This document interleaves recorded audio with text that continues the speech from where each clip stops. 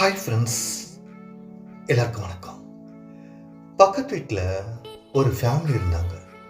அந்த ஃபேமிலியில் அவங்க ஹஸ்பண்ட், அவர் பேர் ரமேஷ் பாபு, அவங்க ஒய்ஃப் பேர் கோகிலா. ரமேஷ் பாபுக்கு வயசு 40, கோகிலாவுக்கு வயசு 32. இவங்களுக்கு கல்யாணம் ஆகி 5 வருஷம் ஆகுது. ஆனால் குழந்தை தான் இல்லாமல் இருந்தது. இவங்க போகாத ஹாஸ்பிட்டல் இல்லை, பார்க்காத ஆளுங்கள இல்லை. இருந்தாலும் அவங்க வீட்டில் அந்த சந்தோஷமான நிகழ்ச்சியே நடக்காமல் இருந்தது. நான் ரமேஷ் பாபுவை அண்ணான்னு தான் சொல்லி கூப்பிடுவேன். ஏன்னா நாங்கள் பக்கத்து வீடுன்றதால. ஒரு நாள் கோகிலாக்கும் ரமேஷ்க்கும் வீட்டில் ஒரே சண்டை. கோகிலா அவங்க வீட்டு மாடி மேலே வந்து அழுதுட்டு இருந்தாங்க. நான் ஃபோன் பேசிட்டு இருக்கும்போது கோகிலாவை பார்த்தேன். என்ன அண்ணி அழுவுறீங்க, என்ன ஆச்சுன்னு. சைலண்டாகவே இருந்தாங்க. என்னன்னு சொல்லுங்களேன்னு. உங்கள் அண்ணன் தான் எப்போ பாரு ஏதாச்சும் ஒரு ப்ராப்ளம் பண்ணிகிட்டே இருக்காரு, எனக்கு லைஃபே பிடிக்கல, என்ன பண்ணுறதுன்னு தெரியலன்னாங்க. ஏன் என்ன ஆச்சுன்னு. குழந்தை இல்லாததுக்கு காரணம் நானுன்னு சொல்கிறாரு.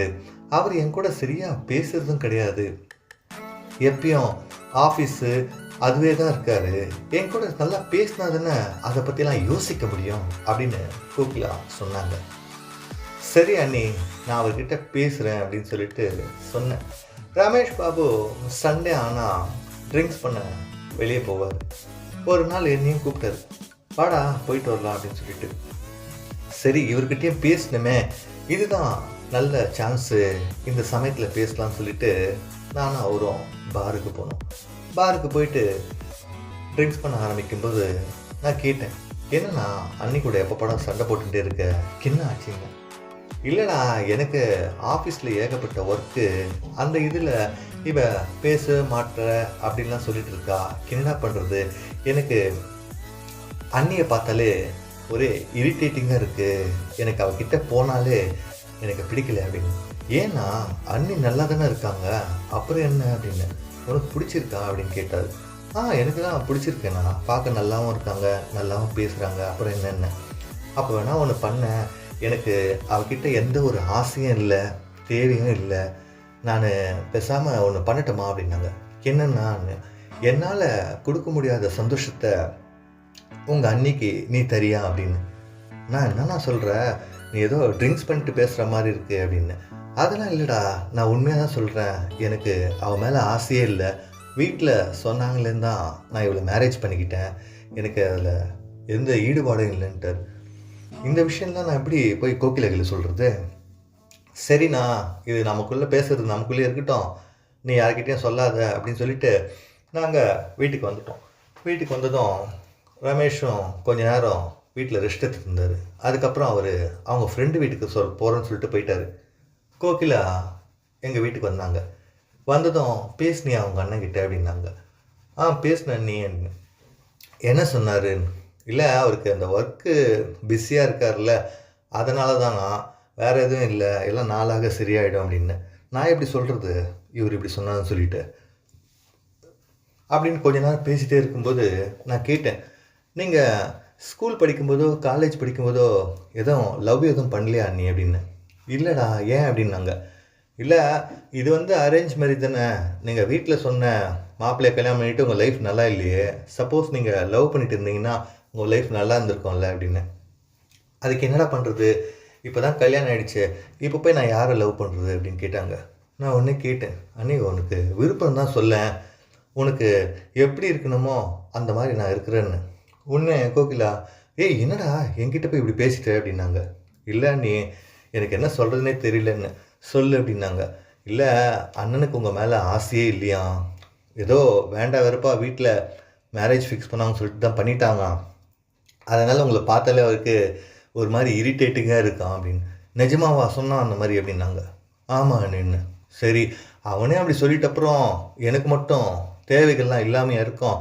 நான் என்ன நினச்சேன், என் மேலே அன்பு பாசமாக இருக்கார் அப்படின்னு நான் நினச்சேன். ஆனால் எப்போ இந்த மாதிரி சொல்லிட்டாரோ அதுக்கப்புறம் என்ன, சரி வா இனிமேல் நம்ம 2 பேரும் சந்தோஷிக்கலாம், உன்னால் எனக்கு குழந்தை கொடுக்க முடியுமா அப்படின்னு கோகிலா கேட்டாங்க. ஆமா நீ முடியும் அப்படின்னு. அப்புறம் என்ன, இப்போ தான் அவர் இல்லைல்ல வீட்டில், நீ வேலை செய்ய அப்படின்னாங்க. வேலை செய்ய ஆரம்பித்தேன். நல்லா வேலை செய்ய செய்ய கோகிலாக்கு இன்னும் என் மேலே அன்பும் காதலும் அதிகமாச்சு.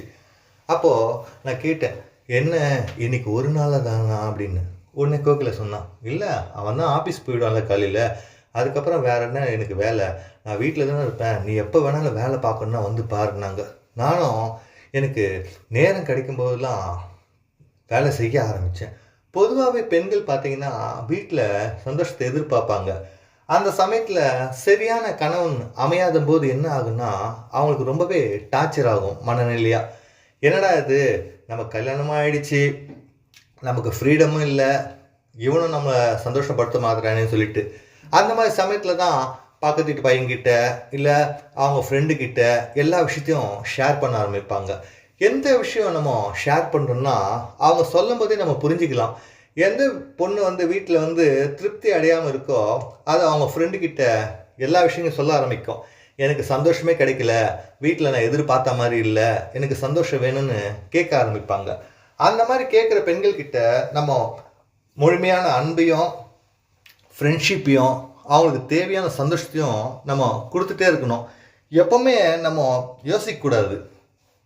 ஒருத்தர் நம்மக்கிட்ட பேசுகிறாங்களா ஒரு 2-3 நாள்லேயே நம்ம அப்சர்வ் பண்ணிக்கலாம் அவங்க எதுக்காக நம்ம கூட பேசுகிறாங்க, அவங்களுக்கு என்ன தேவைன்னு. அந்த தேவையை நம்ம கொடுக்க ஆரம்பிச்சிட்டோம்னா அவங்களுக்கு மைண்ட் வந்து ஃபுல்ஃபில் ஆகிடும்.